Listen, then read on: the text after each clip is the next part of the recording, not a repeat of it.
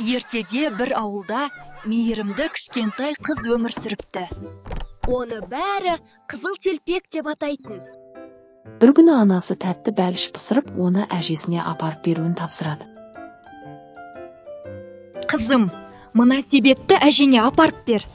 Жақсы, анашым. Бірақ орман жолымен дүрмеуін ескертеді. Мен әжеме тәттілер апарамын. Орманда оны қасқыр байқап қояды.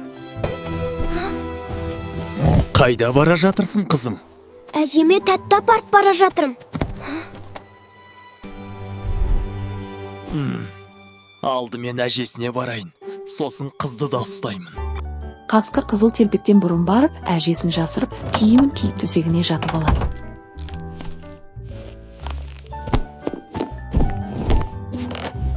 Қап бәлем, ұстаймын сені. Осы кезде аңшы орманда қасқырды ізімен аңдып жүреді. Әже, мен келдім. Кел, қымбаттым. Әже, даусыңыз өзгеше сияқты ғой? Сәл шаршадым, қызым. Мұрныңыз неге ұзарып кеткен? Сені жақсырақ иіскеу үшін ғой.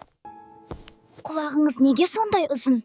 Сені жақсырақ есту үшін, балам. Тістеріңіз неге сондай өткір? Сені жеп қою үшін. Аңшы әженің үйінен өтіп бара жатқанда, іштен қасқырдың дауысын естіп дереу құтқаруға жүгіреді. Қорықпаңдар, мен сендерді құтқарамын.